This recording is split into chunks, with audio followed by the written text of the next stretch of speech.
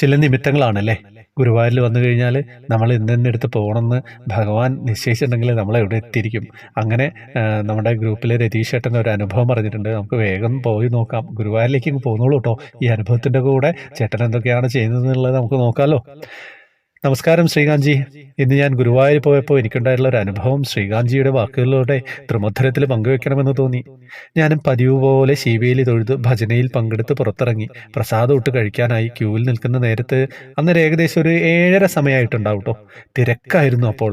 സെക്യൂരിറ്റിക്കാർ വന്ന് പറഞ്ഞു, ഭക്ഷണം തീർന്നു, ഇനി ക്യൂവിൽ നിൽക്കണമെന്നില്ല. എല്ലാവരും പുറത്തേക്ക് ഇറങ്ങിയാണ്.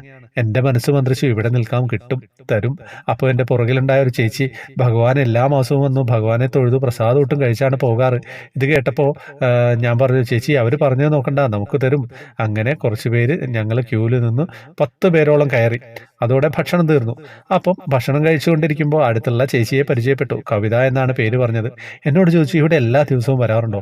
ഞാൻ പറഞ്ഞു, ഇല്ല, ആഴ്ചയിൽ 1-2 പ്രാവശ്യം വരും. വയ്യ എന്ന് തോന്നിയാൽ മാസത്തിൽ ഒരു ദിവസം നിർബന്ധമായിട്ടും വരും.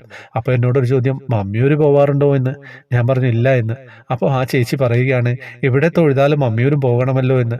അപ്പോൾ ഞാൻ പറഞ്ഞു, വർഷത്തിൽ ഒരു ദിവസം പോകൂ എന്ന് പറഞ്ഞ് ഭക്ഷണം കഴിഞ്ഞ് ഞാൻ കൈ കഴുകി ഗുരുവായൂർ അമ്പലത്തിന് പുറത്ത് ഒരു 3 തവണ വലം വയ്ക്കാറുണ്ട്.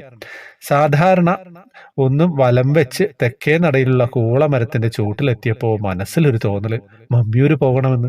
പിന്നെ ഒന്നും നോക്കിയില്ല, ഭഗവാനോട് പറഞ്ഞു, ഞാൻ ഒരു വലം വെച്ചുള്ളൂ, ഇനി മമ്മിയൂര് പോകണം എനിക്ക് എന്ന് പറഞ്ഞ് ഞാൻ നേരെ മമ്മിയൂര് പോയി തൊഴുതു. തിരിച്ച് ബസ്സിലിരുന്നപ്പോൾ മനസ്സിന് ഭയങ്കര സന്തോഷം. അത് പറഞ്ഞറിയിക്കാൻ പറ്റാത്തതിനപ്പുറമാണ്.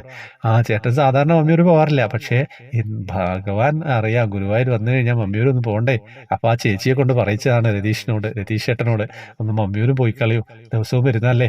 അപ്പോൾ അങ്ങനെയുള്ള നിമിത്തങ്ങളാണ് നമ്മളെ ഭക്തരെ ഗുരുവായൂരിലേക്ക് അടുപ്പിച്ചു കൊണ്ടിരിക്കുന്നത് അല്ലേ.